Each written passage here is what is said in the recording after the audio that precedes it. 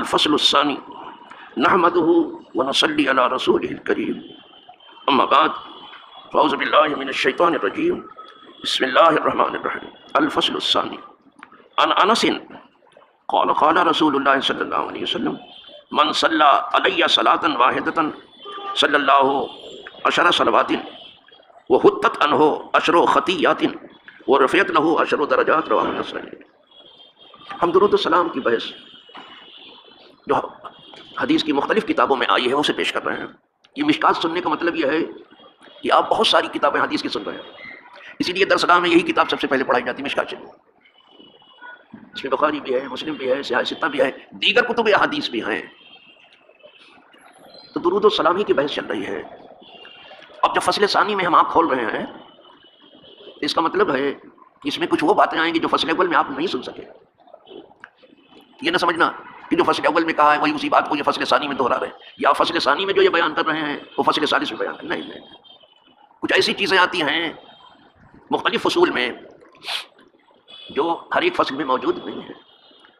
حضور نے مختلف اوقات میں مختلف درس دیا، یہ حضور کا درس ہے، ایسا درس ہے کہ آج تک اس کائنات کو ایسے درس کا کوئی تجربہ نہیں ہے، اور آپ ایسے معلم ہیں اس کائنات میں آپ جیسا کوئی معلم نہیں آیا۔ یہ بڑے افسوس کی بات ہے کہ جو معلم ہی بن کے آیا اس کی تعلیم سے لوگوں نے حصہ نہیں لینا چاہا، کبھی بل ارادہ کبھی بغیر ارادے کے نہیں لیا۔ اب فصل ثانی میں سنیے کہ آپ حضرت انس جو خادم خاص ہیں وہ روایت کر رہے ہیں، کہتے ہیں فرمایا رسول اللہ صلی اللہ علیہ وسلم، حضور نے فرمایا کہ جس نے میرے اوپر ایک بار درود بھیجا، ایک بار، تو اللہ پاک اس پر 10 رحمتیں بھیجتا ہے۔ یہ فصل اول میں آپ سن چکے ہیں، اور یہ کم سے کم کا تجربہ کرایا جا رہا ہے آپ کو، یہ اتنا سب کو ملتا ہے، یہ 10، اللہ 10 بار اس پر اپنی رحمت بھیجتا ہے۔ لیکن اس کے آگے نہیں تھا، اب یہاں حضور فرما رہے ہیں وہ حطت عنہ عشر خطیات، اور گرا دی جاتی ہیں اس سے 10 خطائیں۔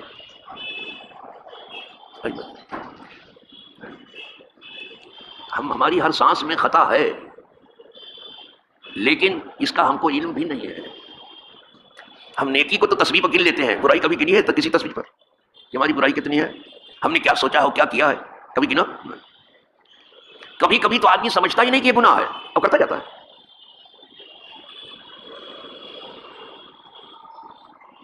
تو فرماتے ہیں حضور کہ اللہ اس پر 10 رحمتیں بھیجتا ہے اور اس کی 10 خطائیں گرا دیتا ہے، یعنی معاف کر دیتا ہے۔ یہ دوسرا فائدہ ہے، یہ پہلی فصل میں نہیں تھا۔ ورفعت عنہ عشر درجات، اور اللہ اس کے 10 درجے اونچے کر دیتا ہے۔ 3 کام ہوتا، 10 بار قدرت اس پر رحمت بھیجتی ہے،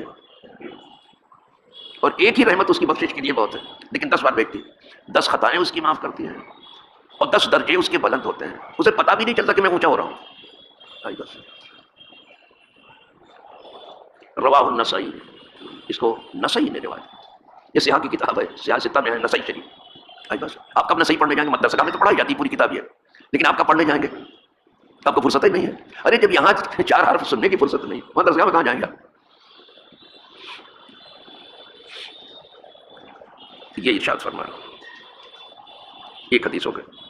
وعن ابن مسعود قال قال رسول اللہ صلی اللہ علیہ وسلم اول الناس بی یوم القیامہ اکثرهم علیہ صلاۃ، رواہ الترمذی۔ بہت پیاری حدیث ہے، حدیث ہے سب پیاری۔ ہر کوئی، ہر امتی چاہتا ہے اپنے نبی سے دنیا اور آخرت میں قریب ہو جائے، ہر امتی کی خواہش تو ہے، جو صحیح معنوں میں امتی ہے، امت اجابت کی بات کر رہا ہوں، امت دعوت کی نہیں۔ لیکن ہمارے آپ کے چاہنے سے نہیں ہوتا۔ حضور وہ راستہ بتا رہے ہیں کہ قیامت میں مجھ سے سب سے زیادہ قریب وہ ہوگا جو سب سے زیادہ مجھ پر درود بھیجتا ہے۔ اور اس میں ایک خوشخبری یہ بھی ہے کہ جو بہت درود شریف پڑھتا ہے تو بہت ممکن ہے کہ قبر میں اس کا حساب کتاب بھی نہ ہو، اس لیے کہ زیادہ تر بہت درود پڑھنے والوں کا انتقال جمعہ کے دن ہوتا ہے، جمعہ کے دن میں ہو جائے یا جمعہ کی رات میں ہو جائے، حساب کتاب نہیں ہوتا ہے۔ ورنہ مومن کا انتقال کبھی بھی ہو جائے، جمعہ کو ہو یا سنیچر کو ہو یا اتوار کو، مومن بخشا جاتا ہے، لیکن جمعہ کو ہوا تو حسابی کتاب نہیں ہوتا۔ تو بہت درود پڑھنے والوں کا انتقال جو ہے زیادہ تر جمعہ کو ہوتا ہے، بھائی بس بہت کثرت سے پڑھتے ہیں۔